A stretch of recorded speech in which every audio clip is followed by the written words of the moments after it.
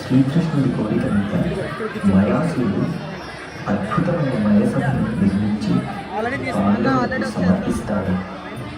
పాండవులు రాజసూయ యాగం చేయ సంకల్పించి కౌరవులకు ఆహ్వానం పంపిస్తారు. పాండవుల ఆహ్వానాన్ని మన్నించి కౌరవులు ఇంద్రప్రస్థపురానికి చేరుకుంటారు. పాండవులు మయసభలో దిగి సుయోధనుని ఆహ్వానించారు. విచిత్రమైన మయసభలో సుయోధనుడు నేల అని భ్రమపడి మడుగులో పడతాడు. ఆగండి, అమ్మాయి అనిత వస్తుంది.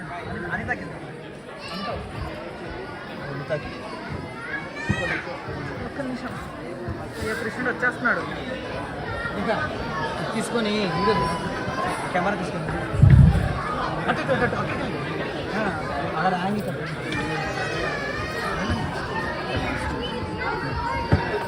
కెమెరా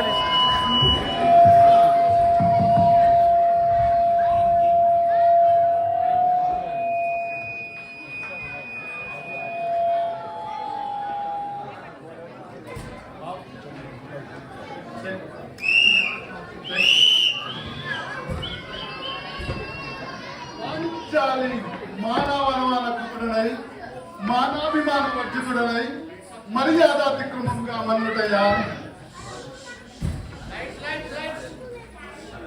ఈ పరిహాసమైన జీవితం ఓపలేక మరణించుటయ్యా.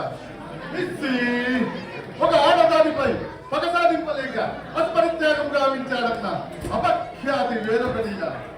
ఇప్పుడేది కర్తవ్యం? మన్నుటయా, మరణించుటయా? ఇప్పుడేది కర్తవ్యం?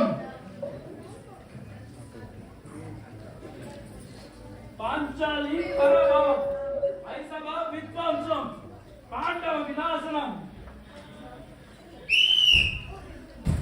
మహాదాత, ఈ అవమానం మీది కాదు. మీ ఔదార్యంతో మంచి నాది. ఇక మంచి లేదు, మమత లేదు, మానవత్వం లేదు. ఆనతివ్వండి దాత, ఆనతివ్వండి. ఇప్పుడే పోయి ఆ పాండవులను తలంలోకి మీ పాదాల ముందు ఉంచుతాను. విచక్షణ జ్ఞానహీన, మానహీన ఆ ద్రౌపదిని మీకు బానిసగా సమర్పిస్తాను.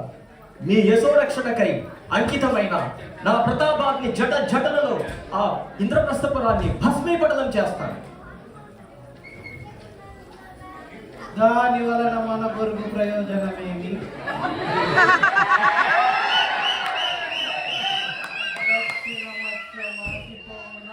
పరాభావమానము శ్రమిసిపోవున.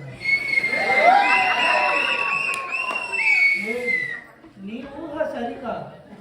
పరమ పురుషులకు ప్రాప్తించు అనాయాస మరణము, అవరలోక నివాసము ఈ పాండవ గతకులకంత సులభముగా లభిస్తుంది.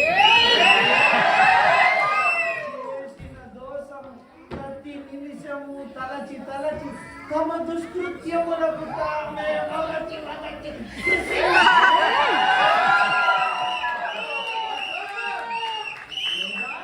నీ కాజన్మంతము దాసానుదాసులై నరపీలుగుల వలె మనుగడ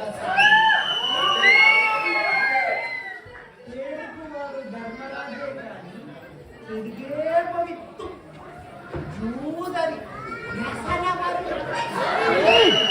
ఆశతోనే వారిని హస్తినపురానికి ఓడించి సర్వము హరించి ఈ నిండు బరువు కాసుమతి పాంచాలిని